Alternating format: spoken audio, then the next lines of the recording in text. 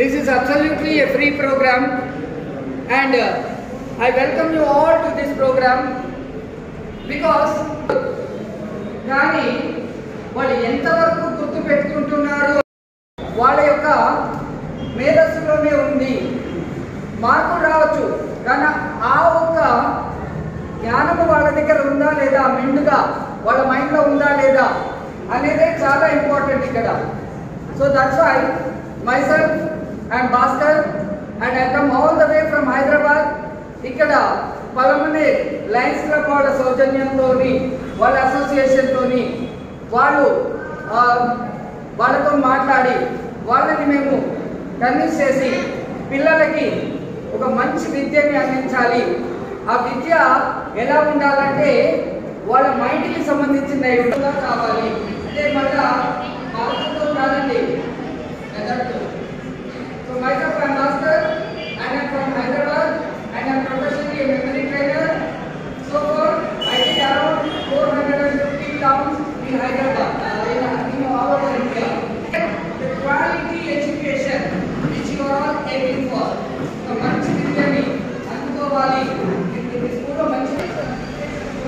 Yeah, without parents not allowed. Go down. Parents only adi.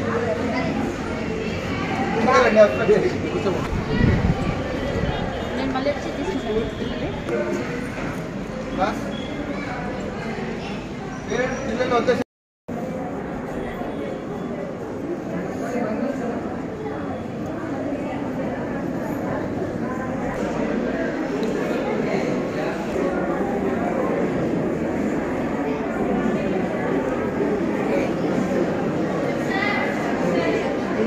అప్పుడే మీరు ఇంత భాషగా చేస్తే నేను అంత భాషగా రాలేను. Very good. Don't show me, I see you.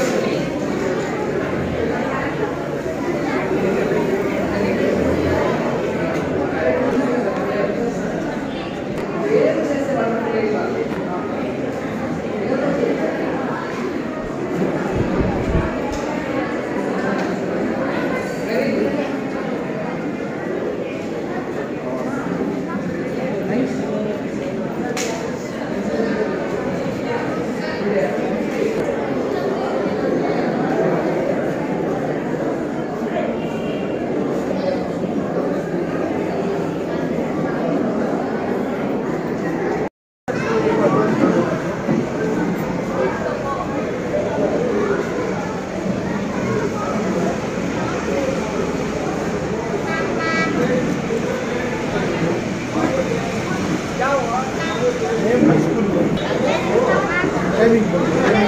Exams time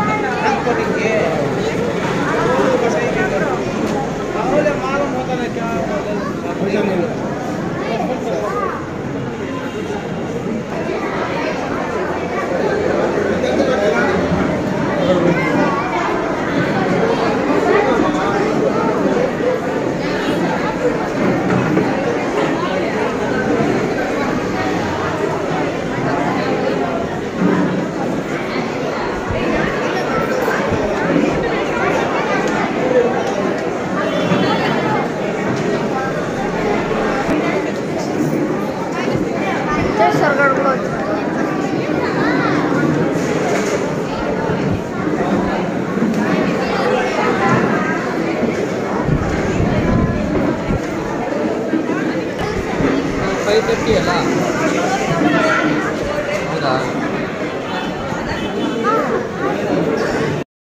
నా పేరు భాస్కర్ అండి. నేను హైదరాబాద్ నుండి వచ్చాను. స్వతహాగా నేను ఒక మెమరీ ట్రైనర్ని. నాకు ఈ లయన్స్ క్లబ్ వాళ్ళు ఒక ఆఫర్ ఇచ్చారు. ఇక్కడ మా ఊర్లో కూడా ఇలాంటి ప్రోగ్రాం ఉంటే బాగుంటుంది అని చెప్పారు. కాబట్టి నేను ఇక్కడికి వచ్చి ఈ ప్రోగ్రామ్ని చేస్తున్నానండి. ఈరోజు 1 అవర్ ఫ్రీ ప్రోగ్రామ్ చేస్తున్నాము మెమరీ గురించి. బేసిక్ కాన్సెప్ట్ ఏంటంటే పిల్లలు మార్క్స్ గురించే చదువుతున్నారు ప్రతిసారి. కానీ తల్లిదండ్రులు కూడా ఏం చేస్తున్నారంటే మార్క్ షీటే చూస్తున్నారు కానీ వాళ్ళు ఎంత చదివారు, వాళ్ళ మెదడులో ఏముంది, వాళ్ళ మెమరీ లెవెల్స్ ఏమున్నాయి అనేది ఎప్పుడూ చెక్ చేయట్లేదు. సో అలాంటి ఒక అవేర్నెస్ క్రియేట్ చేయడానికి నేను మీ ఊరు వచ్చానండి. చక్కగా చాలామంది వాళ్ళ పేరెంట్స్తో పాటు వచ్చారు. అవేర్నెస్లో ఒక 4 అంశాలు ముఖ్యంగా నేను చెప్పాను. అవి ఏంటంటే వాళ్ళు మెరుగుపరుచుకోవాల్సింది వాళ్ళ యాటిట్యూడ్, రెండోది వచ్చేసి వాళ్ళ కాన్సన్ట్రేషన్, మూడోది వచ్చేసి వాళ్ళు ఖచ్చితంగా డిస్కస్ చేయాలి, ఏది చెప్పినా డిస్కస్ చేయాలి, అండ్ నాలుగోది వచ్చేసి టెక్నిక్.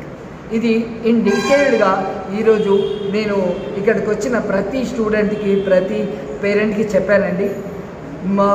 అండ్ వాళ్ళ నుండి కూడా రెస్పాన్స్ చాలా బాగుంది. కానీ నేను మళ్ళీ ఒకటే చెప్తున్నాను, పిల్లలు బై హార్ట్ చేయకండి. ఎన్నో మెథడ్స్ ఉన్నాయి, ఎన్నో టెక్నాలజీస్ ఉన్నాయి. ఆ టెక్నాలజీని వాడండి.